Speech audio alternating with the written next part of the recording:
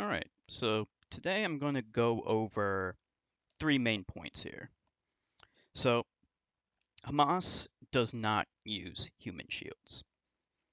So, let's take a look at a video of a complete moron. Hamas there's a reason why their headquarters were for years located underneath a hospital. I mean, it's what they understand that the West again has this peculiar narcissism where we think we would never put our military hardware below a hospital. That'd be insane. And so if Israel blows up a hospital, it must be that Israel's doing that because they're targeting civilians. Hamas knows that. That's why they're doing it. That's why they're doing it. They literally hide their rocket launchers behind apartment buildings in the hope that Israel will strike back and have to kill civilians in the process. Israel cares significantly more about. No, no, they don't. Now, the reason why we know this is total BS is actually pretty obvious when you think about it. It's because Hamas knows that human shields don't work. Now, Ben Shapiro is only one voice in the pro-Zionist atmosphere. Okay, um, this this idea of using human shields is a lie that's propagated by Zionists. But more than that, is they propagate this lie about human shields, but then they also simultaneously justify killing civilians because of the lie that they just asserted. So, in other words, it's not merely them lying and saying that Hamas uses human shields. It's the lie that Hamas uses human shields. Therefore, it's okay for us to kill civilians. That's basically what the Shapiros, the Zionists, are saying. And Hamas knows this. They know that human shields provides absolutely no deterrent whatsoever. And as we've seen in the days, the weeks that have gone by, Israel has never hesitated when it came to attacking civilian targets because all of Gaza is a civilian target. So, because of that, Hamas knows that using human shields does not deter Israel from shelling or bombing. However, while Hamas does not use human shields, Israel does. So there's very good evidence for this. Let's take a look at this right here. So here we have Norman Finkelstein, and he's actually Jewish, and he's actually the son of a Holocaust survivor, right? But even so, he is ardently anti-Zionist because he understands that it's wrong. So let's listen to what Norman has to say. If you take the case of human shielding, Amnesty International, after Operation Cast Lead, put out an extensive report. It was titled 22 Days of Death and Destruction. Amnesty International found that there was no evidence that Hamas had engaged in human shielding. However, that's only half the story. The other half of it is there was extensive evidence that Israel engaged in human shielding. It forced Palestinians to sit by tanks and artillery as they were fired. It walked Palestinians and fired from the shoulders of Palestinians. It stood in windows, it puts Palestinians in windows and fired behind them. Okay. If that sounds unbelievably cowardly, that's because it is. It's shocking, too, because this is the thing they don't tell you in Western media. CNN, MSNBC, they don't say this, and they never will.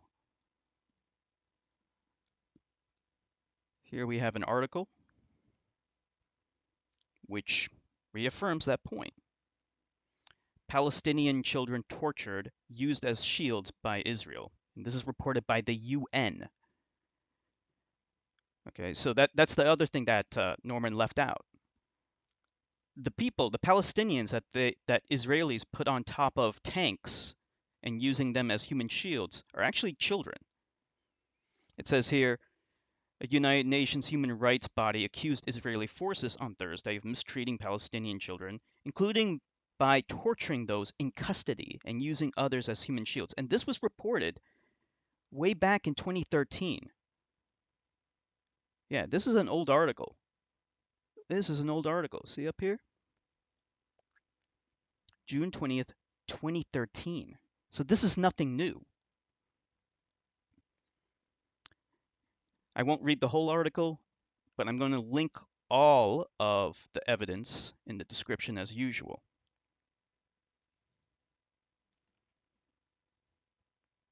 So we went over why Hamas does not use human shields, because they know it doesn't work.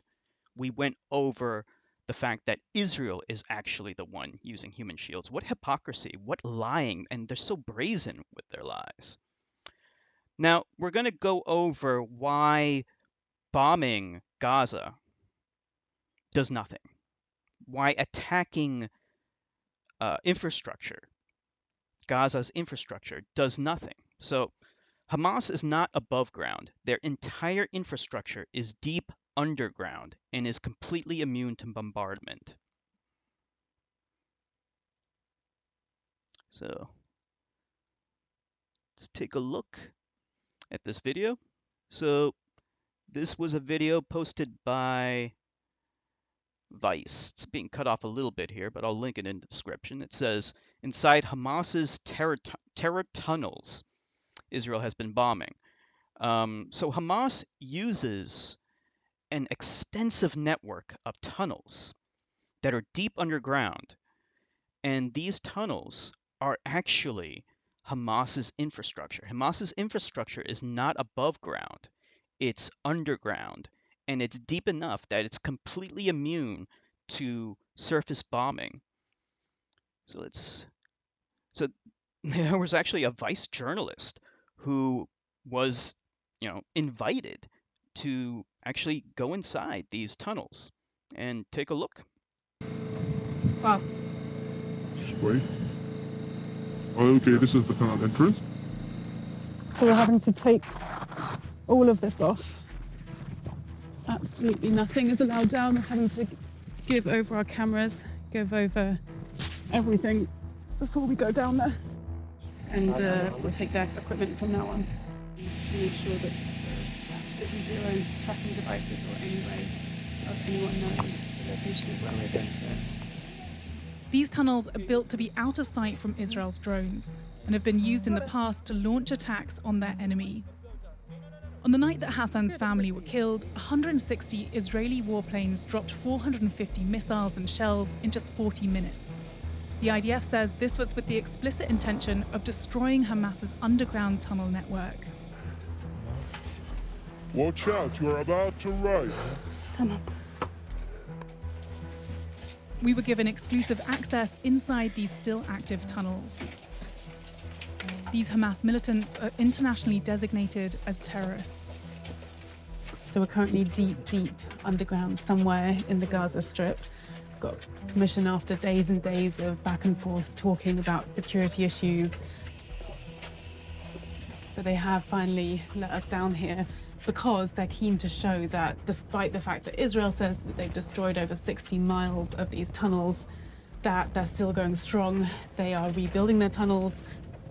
They're still got an extensive network that they can use to move people around and to store weaponry. What makes you so certain that joining Hamas, joining the Al-Qassam Brigade, and ultimately turning to violence is the answer here? There's no other solutions but this weapon. Abu Khalid is 25 years old. He's one of thousands who joined Hamas as a teenager and has been active in the group ever since. The fact that you're down here in tunnels that have been built under civilian areas, you're launching rockets from civilian areas as well, Doesn't that mean that you're endangering Palestinians that you claim to be fighting for? We are sacrificing ourselves and our times and everything we do in order to ensure a better future for our children. But are you also not sacrificing the civilians that are directly above you? Of course, we don't want them to get killed or to get targeted, but this is the only choice we have. This is what we can do, and they are supporting us. You can go to the sea, you can go to the air, you can go to anywhere. So that's why we are building tunnels. This is the only mean which is possible for Al-Qassam brigades. Over 250 Palestinians are dead after this just 11 days. 13 Israelis are dead. This is just one of so many escalations over the last few years, and it's only a matter of time before the next one. Okay. What is any of this really achieving? The one who started this war, not Hamas or not the Palestinians, but the Israeli occupation. And But you guys fired the first rockets. who said that? We warned them. We tell them not to storm our holy land. We're talking about a holy site for Muslims. It doesn't mean that the first rocket was launched from Gaza mean that we started the war. The first aggression is the occupation. They stormed our home. So it will keep going unless the Israelis stop their occupying for our lands. Okay, so you get an idea of what these tunnels are like. Now let's watch another video. And this one is made by, again, it's being cut off. You know what? Let me see if I can. Okay, here we go. This one's made by a guy named Civdiv, and the title is called "War Tunnels Are Impossible to Defeat." So let's take a look at this video.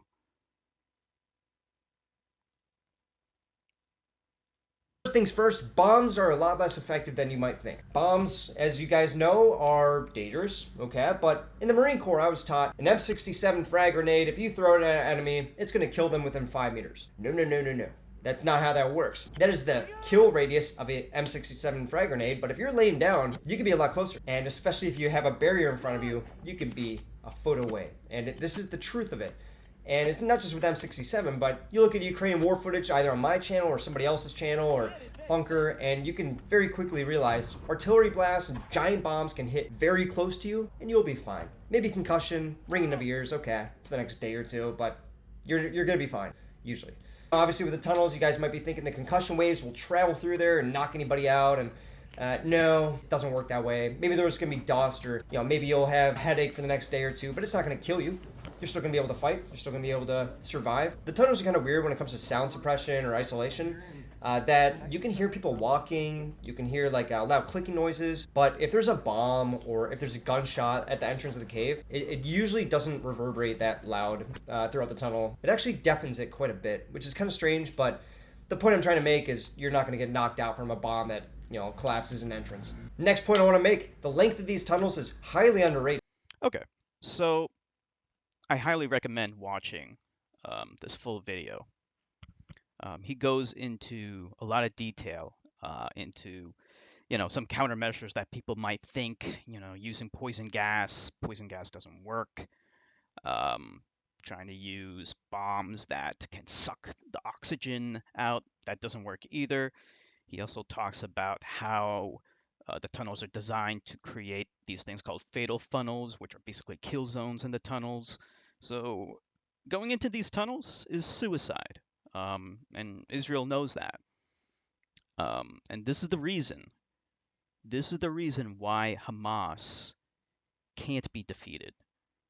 Because all the stuff that makes Israel really powerful, the tanks, the Air Force, the artillery shells, and everything else, all these things that make the Israeli military really powerful are useless against an enemy that is heavily entrenched in these deep underground tunnels. And you might think, bunker busters would work.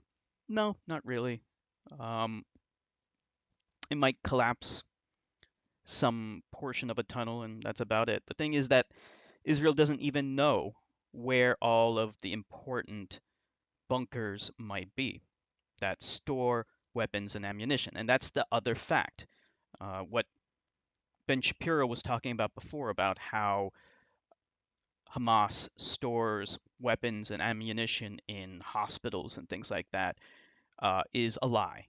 Okay, they don't. They store them underground where it's immune to bombardment. It doesn't make any sense. Why would you store weapons and ammunition above ground where it's vulnerable to being destroyed by bombardment? You wouldn't. You store them underground. And in fact, I'm going to show you a little bit about what these rockets actually are. So they're called Qassam rockets. So let's watch this video. This is, take a look. This is made by First Post. What are Qassam rockets?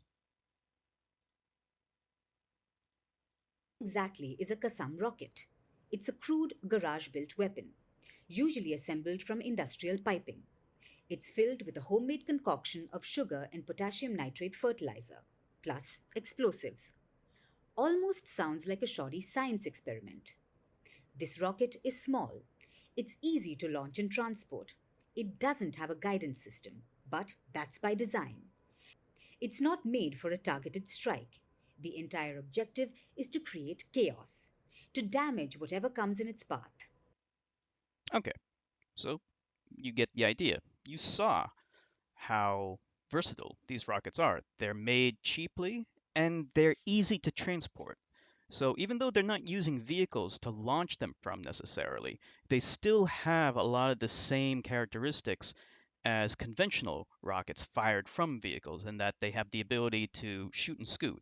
They're launched from these very crude apparatuses that can be assembled and disassembled very, very easily. So they just take them out from where they are being held, and then they move them into position, um, and launch them from these very uh, simple metal frames. And after they're done firing them, they run away. So they don't stay in one location for very long, because they know that when they shoot from that location, that is where the enemy, which in this case is Israel, is going to target. Okay. Okay.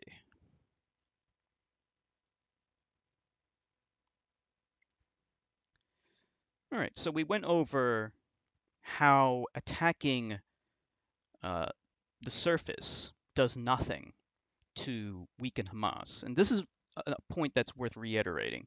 Some people have made really bad arguments about, attacking cities during World War II, and saying that it was necessary to end the war during World War II. Drawing analogies to World War II and how the Allies attacked cities is a horrible analogy. And the reason is very simple. Because the population centers during World War II contributed to the war effort. So attacking infrastructure would deteriorate the enemy's ability to create war. Okay, so putting aside the morality of attacking cities aside, and by the way, even at the time, attacking cities with indiscriminate carpet bombing was questioned, even at the time. But even putting that aside, Gaza, this current conflict, is not congruent. And the reason is because Gaza does not contribute to Hamas's ability to wage war. That's the main difference. Hamas does not rely on Gaza to fight. As I pointed out, as we learned, Hamas's infrastructure is underground, where it's immune to bombardment. Attacking the surface, attacking the city, attacking Gaza, only kills civilians and does not deteriorate Hamas's ability to fight. And half of those civilians are children. So then we go to the final point. So Israel actually knows all this. Israel knows that Hamas does not use human shields. Israel knows that Hamas's infrastructure is underground. So then why does it target Christian churches? And that's a fact. That's the thing that is not talked about a lot on CNN or MSNBC because they want to keep that secret. Israel has targeted and bombed Christian churches, okay, mosques and hospitals. So why does Israel do this? Well, it knows that it's not storing any weapons or ammunition in any of these places. As we already learned, they store that underground. Okay. The thing is that Israel is guessing. Israel is guessing that there are entrances to these tunnels that are in some of these buildings. Now, the thing is that Israel has nearly no intelligence about the true nature of these underground tunnels. They don't know exactly how large they are. It's estimated to be over 400 kilometers in total length, but it's likely to be even more than that now. And they don't know where the entrances are, let alone where any of the important bunkers are. These underground bunkers where they're storing weapons, ammunition, or headquarters. They don't know where any of that is. So they have to guess. And they are guessing that, maybe there's some entrances in this church here, or that mosque there, or this hospital that has a ton of civilians in it. They're guessing. And they don't care. And the reason why they don't care is not only because they are psychopathic and genocidal, it's because they know that there are no consequences from the West. And they're desperate. They're doing everything they can to avoid a land invasion of Gaza, which may very well happen. But if they do, they're going to get their asses beat. Because that's the thing about the IDF, is that they are terrible fighters. And they know that once they get in there, they're going to be shot to pieces. And they know that if they send any IDF into those tunnels, they're all going to die. So they're doing everything they can to avoid it. But they're delaying the inevitable. So that's the reason. They are, and actually, there is a second reason as well. So Israel wants to annex Gaza, but they know that they can't kill 2 million plus Palestinian people without the entire world turning against them and Iran and Hezbollah attacking them. And likely Egypt would turn against them as well. They know that they can't do this. So what they're trying to do is they're trying to make life inhospitable as possible for the Palestinian people to force a refugee crisis. They're trying to force them out of Gaza so that they can then annex Gaza and incorporate it into Israel. That's their ultimate plan. And that's the reason why they're attacking these sacred places. They want Palestinian people to think that they're crazy and that they're murderers and that they will attack indiscriminately to force them out of Gaza. They even attacked safe zones, places where they said that they wouldn't attack. If they said, if you go here, we won't attack it. And then what did they do? They attack it and kill people. Just the other day, the entire family of an Al Jazeera journalist was killed. His family was in a safe zone. So that's what's really going on. Unfortunately, Western media, mainstream media like MSNBC and CNN, has been lying constantly and providing succor to a Zionist agenda that includes ethnic cleansing and eventually genocide if they get their own way. And it needs to stop. And the only way that it can stop is if independent voices who are not influenced by Zionists speak out. So I'm doing my part. All right. Hope you guys learned something. See you later.